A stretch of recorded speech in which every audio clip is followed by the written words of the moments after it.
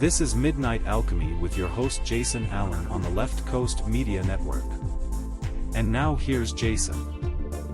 Good morning, good afternoon, and good evening, wherever and whenever you are. This is Midnight Alchemy, and I am the dude on the mic, Jason. Hello there. It is great to be back for another episode, and man, we've got an exciting episode for you. We've got the pop culture professor, Dr. Rebecca Housel. And folks, she is awesome. I've interviewed her numerous times, and this is going to be a fun one. All right, and for the first time ever, we're going to dip into the paranormal mailbag. That's right. We're going to read some emails from our listeners, and hopefully I won't sound like a blithering idiot in answering them. And so, hey, at the beginning here, I've got an idea. You know how on the intro there's that AI voice that comes in, oh, Jason, blah, blah, blah. And I suddenly realized that I've never named him, right? It's just some AI voice. So we're going to have a little AI intro naming contest here, okay? So if you want to do the name of the AI intro, all you got to do is send an email at midnightalchemyshow@gmail.com. Again, midnightalchemyshow@gmail.com. And if you win, I will give you a 1973 Buick. I'm just kidding. No, you'll have the forever admiration of the bald guy. So anyway, send in those AI names, and we'll do it real soon. I'm going to give it like a month. So anyway, hey, here's Dr. Rebecca Housel as we delve in to the paranormal. All right, we are here with Dr. Rebecca Housel, the pop culture professor. Dr. Rebecca, how you doing? Hey, Jason. Thanks so much for having me on. I always appreciate you thinking of me and remembering. I loved all the things you've done in the last few years, so I'm happy to be here with your new podcast. Excellent. Yeah. When I first started, I knew that I had to get you for an episode because no podcast or anything that I do is complete without the pop culture professor. Well, I miss you guys out in Portland. I tell you that you are some of my best supporters ever. So I appreciate it. Excellent. Hey, let's kick it off by why is the belief in like the paranormal so like baked into our consciousness? This is a great question, Jason, and I appreciate you asking it because this is stuff I would talk about at Comic-Con during that whole Wizard World tour. Yeah. Essentially, the paranormal starts with religious things like deities. Way back 15,000 years ago, the Vedas were talking about Kali, and Kali is a mother goddess who is also can be quite fierce, and that's where vampires begin, right there. She sucks the blood out of demons, and that's one of the big Kali stories, and then is in such a bloodlust herself from drinking all this demon blood that she doesn't even recognize her own husband or consort, and ends up basically knocking him down, dancing on top of him, not even realizing who he is. So that's the first vampire right there, and then Lilith is a variation of Kali, and we go on from there, and then from there the sexism continues, and witches and women are all witches, right?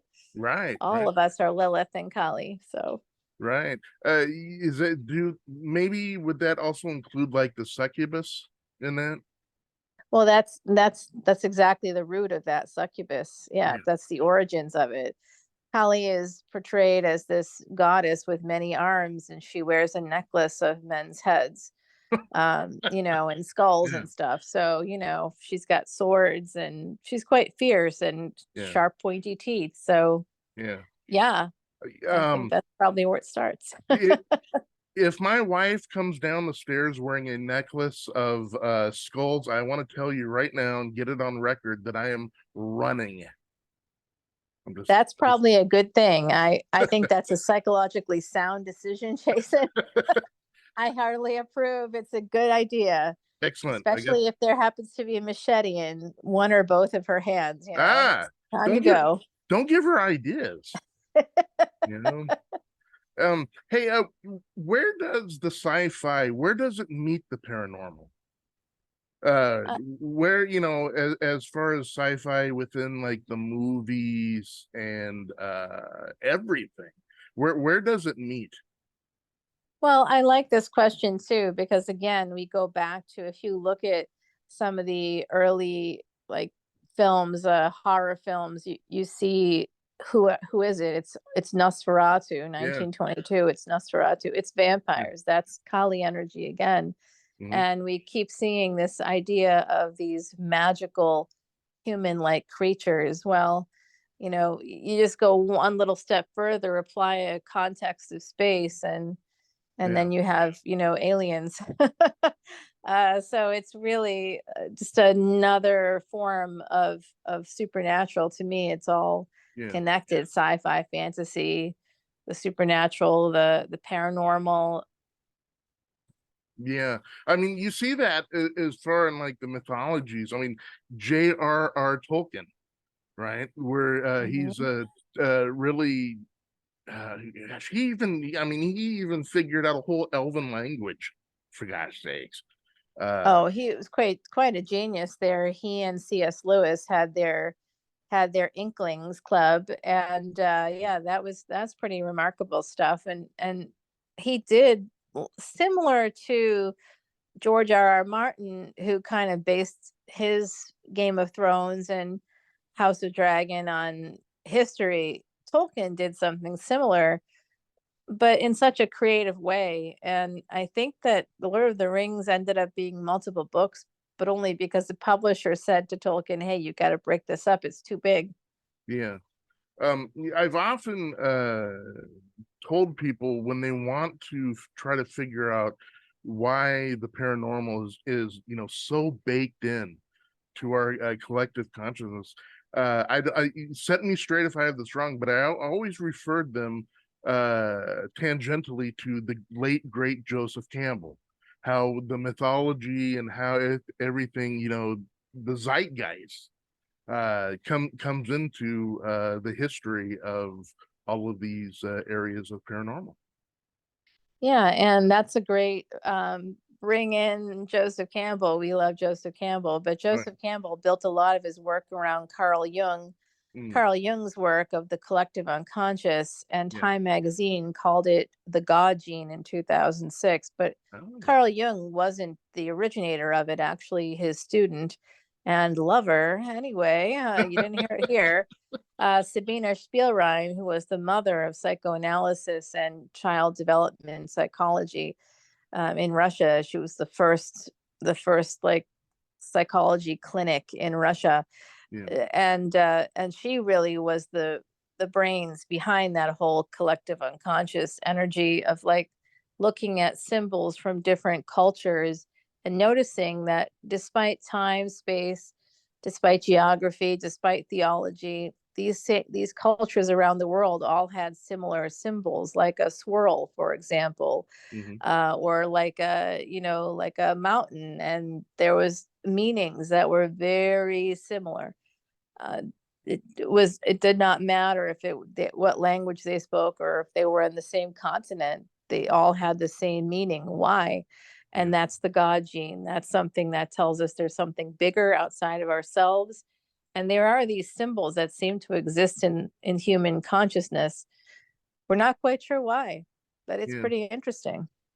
Excellent. Hey, why is as far as what we built up in just the culture and pop culture of ourselves, why are we so enamored of like Bigfoot and other cryptids? I mean, is it because uh we can conceive that they are close to humanity? Like, Bigfoot is like an offshoot, or the cryptids have been some scientific experiment. I mean, I don't know. But Well, I think it's missing the missing link. It's that sort of idea that there's still a mystery left in this world, yeah, and that somehow there's something bigger than ourselves. It goes back to that God gene. There has to be something more than just us and the natural world, right? How could it just be us? Right. Because humans are extremely selfish and self-centered, and we've nearly destroyed the planet a number of times here, and Yeah. most recently 4 years ago. So Right. millions upon Yes. millions of people died because of a laboratory accident. Yeah. That's like not okay. Right. I mean, that's talk about gross negligence. And then these pharmaceutical companies made billions of dollars on cures that weren't cures at all. Yeah. So it's just, I don't know how we're still here, to be honest with you, but Yeah. we are. Yeah. So yeah. It's always weird that we're always on the precipice of like extinction. We're always doing crap that should lead to our demise, but somehow we just kind of stumble through, you know. Uh, Adaptability, and humans are kind of like cockroaches in that way, right? Crawling thanks. out from all the crevices after disaster. Oh, we're still here. Yeah. Oh, Oh, okay, that's hey, great. thanks for calling me a cockroach, Doc. Oh, I'm kidding. I'm not calling you a cockroach, but our species certainly. Yeah. If you go up in an airplane and you look down from there, like as you kind of start to descend, and you can see how humans have like totally changed the surface of the planet, Yeah. just so entitled in how we approach everything. So naturally, that ego is huge. And the idea for human beings that there has to just be something else, Yeah. because again, going back to the God gene, there has to be something bigger. We're programmed for that, psychologically speaking. So that's Yeah. pretty much where it's at. I've always I know I'm going way off in left field. Where does like the ego of man always thinks we're the top of the totem pole. We are the just the height of like the food chain. How do we like meld that sort of belief in something bigger than us while us telling ourselves that we are the be all and end all of everything? Well, you've heard of fake it till you make it, right? That's Right. pretty much what humans do. They're like, I want to be a god. I'm going to reshape the earth.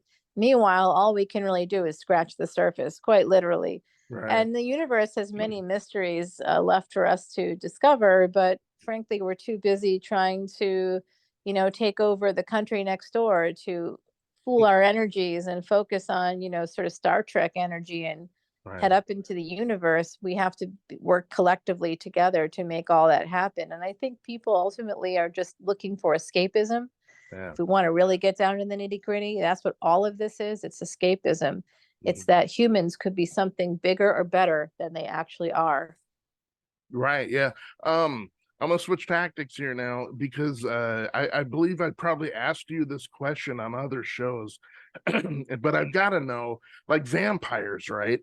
Like Nosferatu, the Bram Stoker, the big bad vampire. When did it turn into twinkly vampires in Twilight? How did we get from point A to point B? Anne Rice actually is how that happened, and Anne Rice from New Orleans, of course, one of the most haunted city and one of the oldest, the French Quarter is at least the oldest city in America. It's also cool to note that by 1805, I believe, the city's population was half African American, half Black, and most of those individuals were free.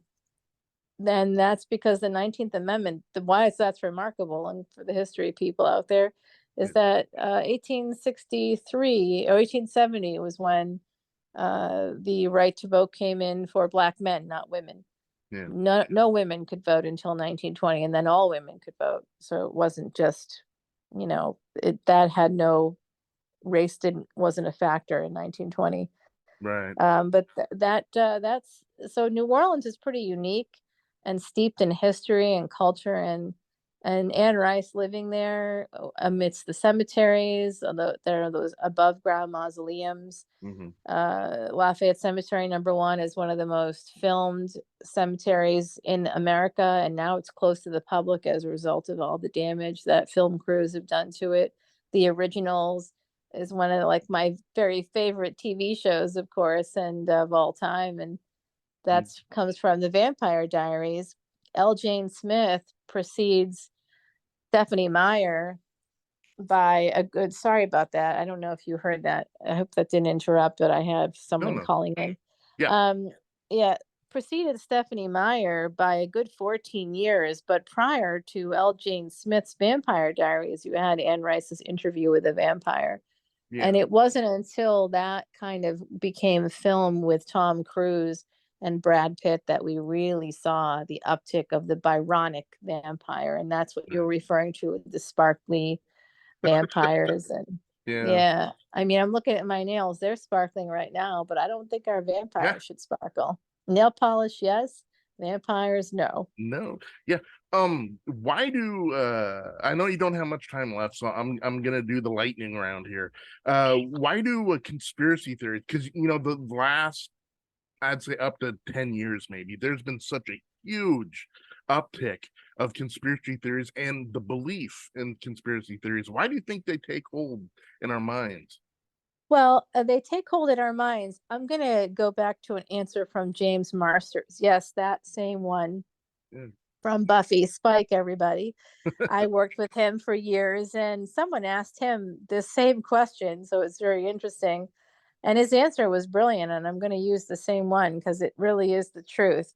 Conspiracy theories stick because conspiracies have been real in the past. And we literally just lived through something similar 4 years ago. Yeah. Oh, how did this virus begin? I don't know. Oh, it's this. No, it can't be a lab in China. Nobody Right. wants to make China mad, but obviously that's what happened. And then I think about a year and a half in, there was a big article published by these researchers from, some of them at least were from UK, and it was like, duh, that's people are always trying to hide the truth because ultimately there's a lot of narcissism in our culture, and narcissists are pathological liars. They Yeah. have, it's a personality disorder. It's a something from the cluster B category in the DSM-5, and that is where all the social destroyers live. Gotcha. So, conspiracy theories exist as a way to, again, create escapism to distract the public, but also because conspiracies, there is some truth in it. There's always a nugget of truth in every lie. That's what makes them so believable. And then when you keep saying it over and over again, people will really, really believe it, as we saw during the Trump era. Yeah. If you say something 7 to 8 times, it becomes questionable, and it becomes maybe something that could be true. This Mm. is actually, again, psychology studies. It goes back to Elizabeth Loftus's work on something called constructive memory, where depending on tone, how somebody looks when they're talking to you, how many times they say it, connected to that sense of gaslighting, where innocent people who were accused of crimes in Loftus's work actually at some point believe that they committed a crime, even though it's physically impossible for them to have done that. And Right. so this is what conspiracy theories do. They provide the public, the masses, this kind of kernel of truth in there that can get everybody all upset, can get Twitter, I mean X, I'm sorry, Hmm. can get all social media a Twitter. He really made a mistake there naming it X. I think Twitter was just, it had such a good hold. I don't know why Elon Musk felt the need to do that. But anyway, speaking of conspiracy theories, Right. Right. bringing it Um, back home for you. right. Yeah. We'll do a whole show on that. Um, Ooh. last question. Now we've had, the vampires were a big thing. The zombies have been a big thing. Um, is it comfortable to predict maybe what the next big thing could be? So a few years ago, I remember we talked about this, and at that time, there was a young writer named Amanda Hawking who had sold like an inordinate number of self-published copies of a book about trolls, and then she got this great contract, and became basically a millionaire overnight. And in the meantime, you probably don't know her name, do you? Yeah. Right. So, but you still know Stephanie Myers. So, even though we love things like Trolls and Fairies, the Winx series saga, rather the Winx saga is great. Mhm. That's also now been adapted to a show on Netflix. I think we're waiting for a second season. Mhm. At any rate, you we love all of these magical, mystical creatures, but nothing sticks or stays like the human-looking ones because, again, humans have a huge ego. So, the lycanthropes will, werewolves, anything that has to do remotely with human beings being something more powerful than they actually are. Right. That's why superheroes had such a great run. But honestly, Disney kind of kept beating that dead horse until now. I'm like, geez, I don't Right. even want to see that. And I'm the biggest fan there is. I knew Stan Lee himself, Stan the man. Right. So I love his work Mhm. and I love comic books, but I really don't want to see it anymore. It's a way overdone. Right. Right. Dr. Rebecca, thank you so much for coming on. You are always a fount of knowledge, and I love talking to you. I'm sure the listeners here are gonna love hearing you. Hopefully, somewhere down the line again, we can talk a little bit more. But I know that you have a busy, busy, busy schedule, and I thank you for taking the time to really talk with little old me. Oh, Jason, you're not little old me. You're OG crew. You're one of the original Yeah. gangsters. We hung out at Yeah. Wizard World Portland and Yep. just, had tons of, Grant Wilson came on one of Yeah. your shows with me and like Yep. we just had a ton of great like times. You are always you're in my circle here. You're in my inner circle. I'm gonna it's like a Robert De Niro moment. Meet the parents. Uh-oh, it's the circle of trust. Right. But Right. honestly, I appreciate you seeking me out. I'm not, I'm no longer obviously doing Comic Con. That was not happening for a while, so I moved on to another career. And unfortunately, or fortunately, it's how you look at it. It's kind of a bit overwhelming at the moment in terms of volume, Gotcha. but that's a positive thing. Excellent. Thank you so much. Oh, thanks, Jason. I will talk with you guys hopefully in the future. And thanks to all your listeners. I appreciate you guys. You guys can find me on RebeccaHousel.com if you want to. And also, I have oh my gosh, sorry, guys. I just had a brain blip because I have a client coming on and they just dropped down. Mm. Um, you can find my column on Psychology Today called Survive Anything. You're welcome to check that out anytime. Awesome. Thank you. Thanks so much, Jason. Bye bye. That was an awesome interview. I love talking to her. Hopefully, we can get her on the show again very, very soon. I know she's a busy, busy lady. The pop culture professor, we got to get her back on. All right, folks, it's that time for the inauguratory, whatever that word is. You can remind me on an email for mailbag news, listener mailbag news. Awesome. All right, folks, we're going to get right into it. This is from John from Salem, Oregon. He writes, "Hey, Jason, you talk a little bit about your background. Could you tell me a little more about yourself?" Well, all right. Well, I live here outside of Portland, Oregon, in the friendly confines of Forest Grove, Oregon. I have a wife, two kids, two dogs, and two cats. You get the number two there. There's a theme. And that's my life. I do this podcast. I got a couple more that are going to be coming out very, very soon. Stay tuned for that. But really, that's the life of the bald guy on the microphone. All right, Tim from Bellevue, Washington writes in. He says, "Jason, awesome show, love it. When did you start to believe in the paranormal?" Good question. Hey, when I was growing up, of course, we always had the Bigfoot stories and stuff. And of course, you get inundated by, aliens and things of that nature. What really got me into it, though, was a gentleman by the name of Art Bell. He had a radio show here for years and years. In fact, little side note, he was the third largest radio personality in the US. Okay. Number one, you had Rush Limbaugh. Number two, you had Howard Stern. And number three, you had Art Bell. And he would do the overnight shift. Out here in Oregon, he would start from like 10 a.m. or 10 p.m. to 2 a.m. And I listened to him. I really got into the paranormal through that. I thought it was, you know, good stuff. And so fast forward here several years in a galaxy far, far away, when I decided I wanted to get into radio, right? I didn't know jack. So I really looked around for a couple of people that could give me advice on how to do it. And so one of them was the late great Art Bell.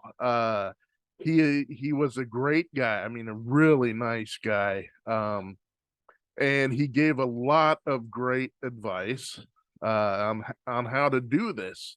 And so years later, when I decided I want to do a podcast on the paranormal, oftentimes I have the voice of Art Bell in the back of my head about what to do. That, especially the "Hey Jason, will you quit stammering?"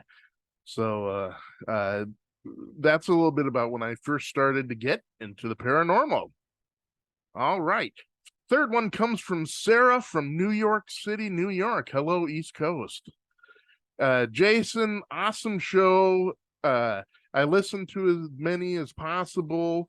And here's my question. Do you really get as much Bigfoot sightings out there in the Northwest? And the answer to that is yes. We get hundreds, if not, low thousands of Bigfoot sightings here in Oregon, Washington, Idaho, the Northwest every year. So yeah, we get tons of sightings, some of which have been corroborated. Now you got to realize that Oregon, Washington, and Idaho is, a lot of forest. Okay. We're talking thousands, if not millions of acres of forested, and very little of that has been explored by humans, right? I mean, we have these campgrounds, we have the trails, and we even have logging roads and so forth. But that only goes in, to the tip of the iceberg of forested areas. There is tons of acres that have little to no human contact in. So, I mean, wouldn't that make sense that if there was a Bigfoot and that's where they would hang out, they would probably want to stay as away from humans as much as possible? So the roundabout answer to that is yes. We have as many sightings as you probably believe, and probably many more. So there you go, Sarah from New York, New York, the Big Apple. All right, we come to the fourth one, David from Forest Grove, Oregon. Wow, that sounds familiar. David from Forest Grove, Oregon. He says, "Hey, dude, have you ever been probed by aliens?" And I'm taking probably what he means by probed as anally probed by aliens. The quick answer to that is no. Not even in college, I don't believe. When I used to get whiffed quite a lot, so I don't believe I've ever been anally probed by aliens.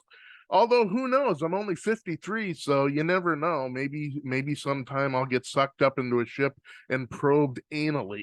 If I do that, Dave, you're the first person that's going to know about it. All right, number 5, the last one I'm going to pluck from here is from a Astrid Morning Glory from Bakersfield, California. She says, "Hello, Jason. I've been listening and I really like your episodes. And here is my question.